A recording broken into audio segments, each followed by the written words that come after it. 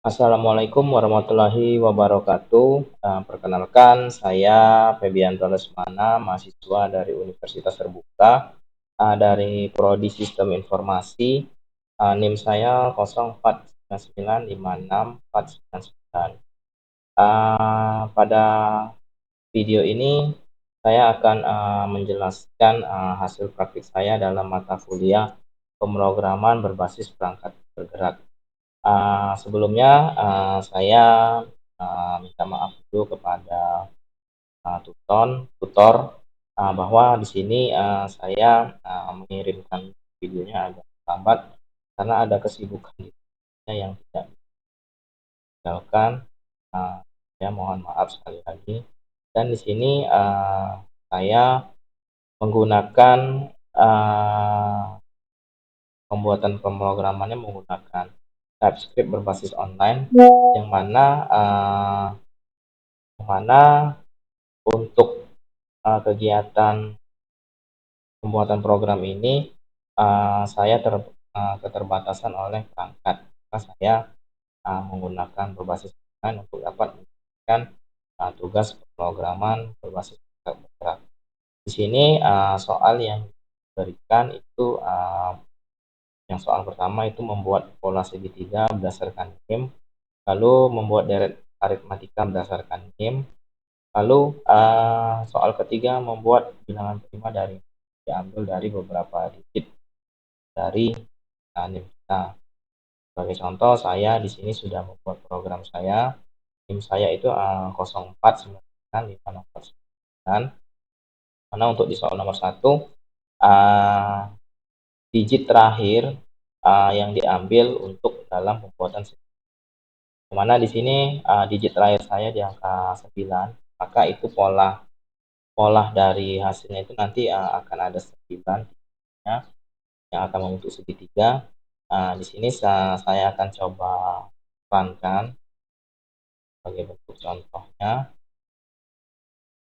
Itu ada soal nomor 1, tingginya 9 karena akhiran NIM saya itu 9, maka untuk baris dari deret segitiganya itu ada 1 sampai 9, mulai dari baris 1 digit, di baris 2 digit, dan seterusnya sampai 9 digit sampai membentuk tinggi segitiganya 9.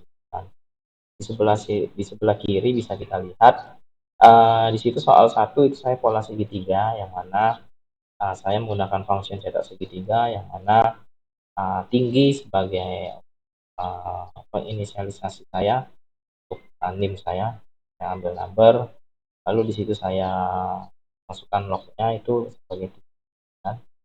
Lalu di situ ada digit terakhir 0, saya buat itu case-nya.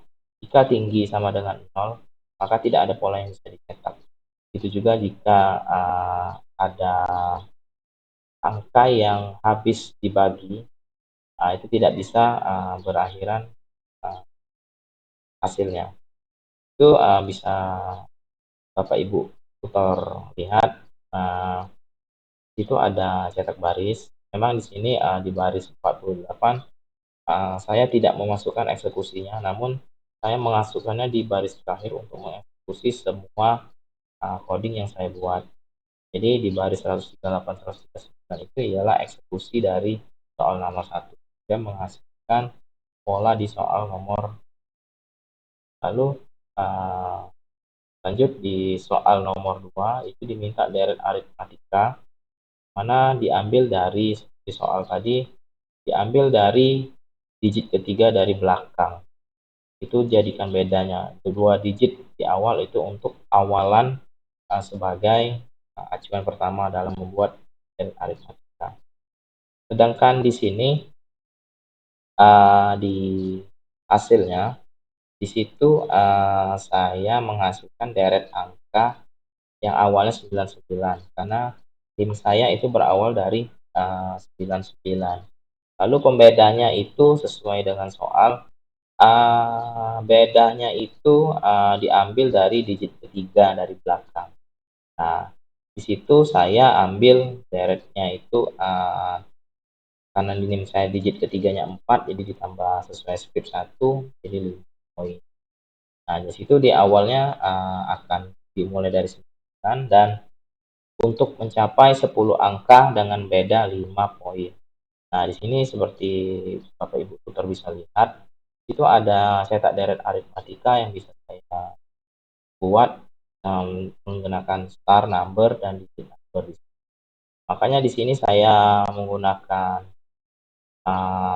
cost beda number dan digit deret itu ya jumlah angka yang akan ditampilkan seperti itu. Ini bisa Bapak Ibu lihat di sini. Ini hasil coding saya buat sesuai dengan ada keterangannya di sini fungsinya untuk apa. Lalu seperti biasa tadi seperti yang di awal bilang, untuk hasil eksekusi saya taruh di akhir itu di baris 141 dan baris 4. Lalu menghasilkan deret angka awal 99 sampai 144 dengan beda setiap angka digit itu bedanya 5 sebanyak 10 angka. Lalu lanjut ke soal nomor 3. Soal nomor 3 ini untuk menghitung bilangan prima, yang mana bilangan prima ini adalah bilangan yang terkhusus yang saya tampilkan di sini karena digit saya besar 99, batas akhirnya ditambahkan dengan 10 berarti 109 dari awal. Ini bisa Bapak Ibu tutor lihat di bilangan ini saya menggunakan fungsi is prime number untuk satu angka di bawahnya bukan bilangan prima itu. Lalu dicek lagi kayak case-nya jika angka itu habis bagi i maka bukan bilangan. Lalu jika tidak ada case dari antara dua itu maka bilangan itu bisa dianggap bilangan. Kasih keterangannya.